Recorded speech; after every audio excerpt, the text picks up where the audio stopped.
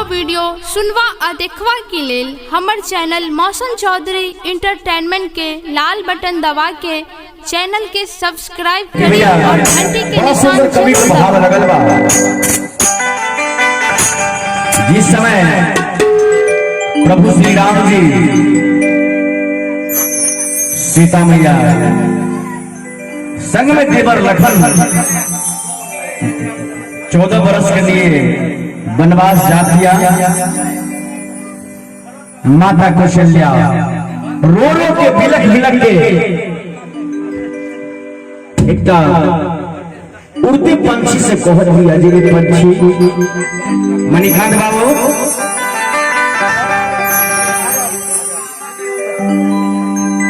उड़ते चिड़ैया से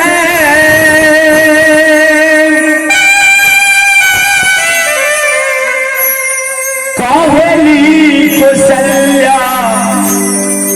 तनिका देखले हो ए हमार पंछी ए हमार कढ़ीजा तनी हमार बहुरानी सीता के हे सबसे प्राण प्रिय बेटा राम के लखन के देखले हो तो कौना हाल में बा उड़ते चिड़ैया से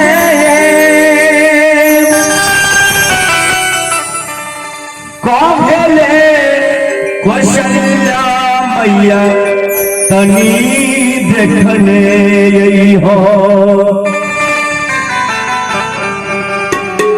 कैसन बारे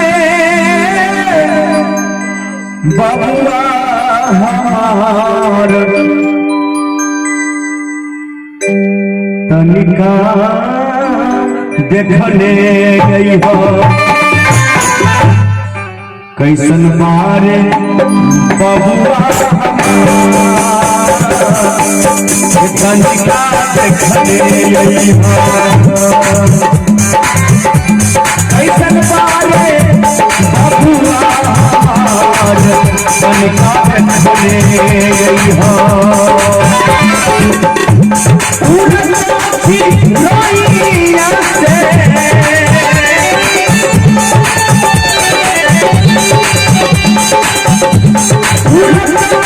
चिड़ैया से अगली कौशल्या मैया देखले हो तनिका देखले हो कैसन बारे बबुआ तनिका देखले हो कैसन बारे बबुआ तनिका देखले हो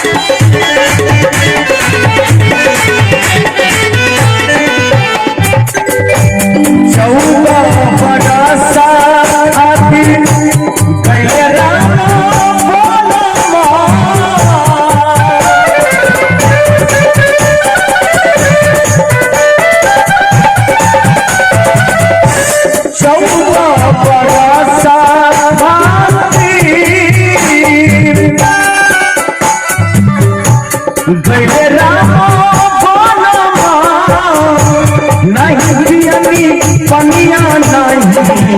निकला के खाना निकला के खाना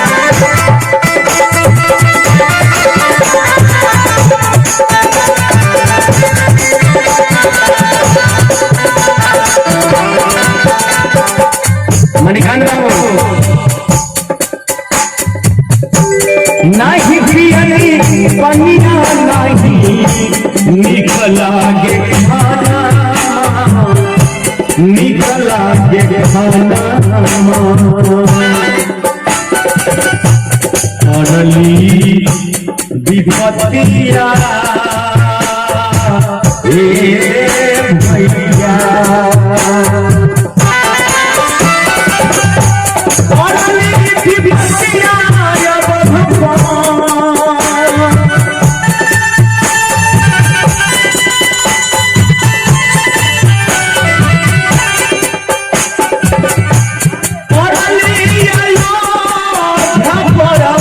भारी विपत्तिया तनिका जखने हो तनिका जखने हो कैसन बारे बबुआ कैसन बारे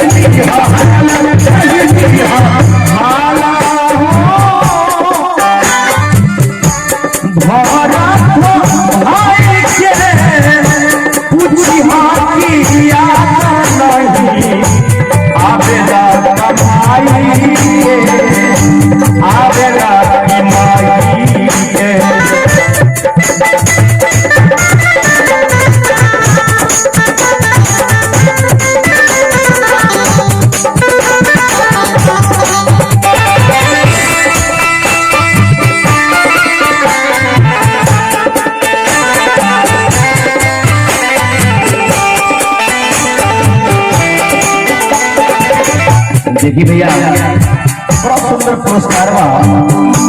हमारे मुरारी भैया की ओर से स्कॉर्पियो के मालिक बा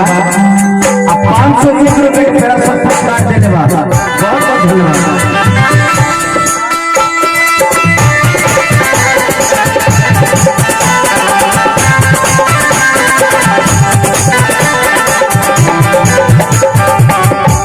कहीं भी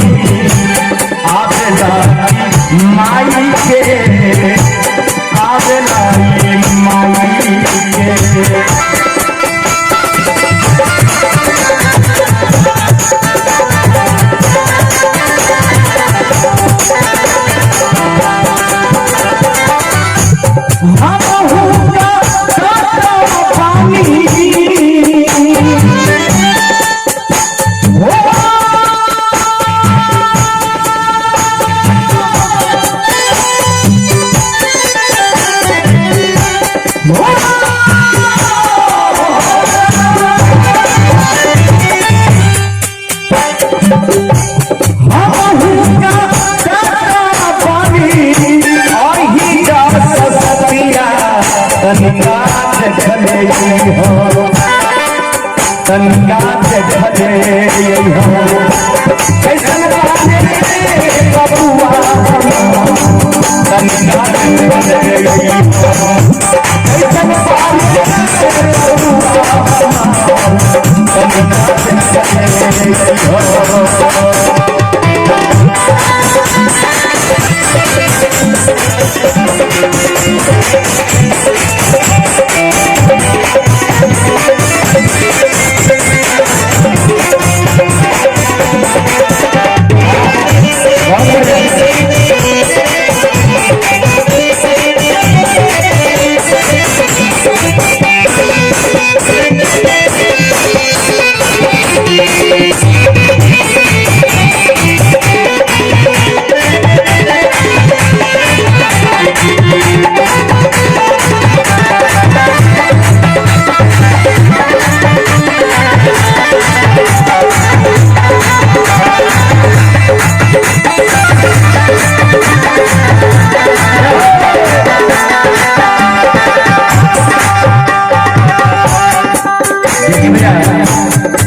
माई को उल्टी पंछी से एक पंछी हमारे राजा के कहा देखा अपना माई के याद नहीं आया कहीं भी हाने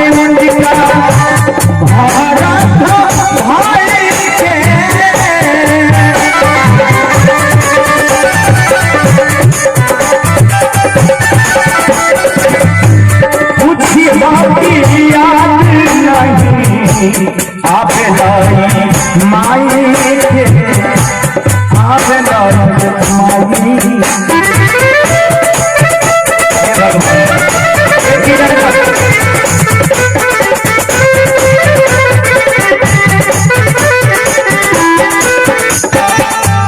हे मुरारी भैया, मणिकांत बाबू, संदीप भैया, संतोष कृष्णा, ए हरिना, ए शोभा, ए विकास,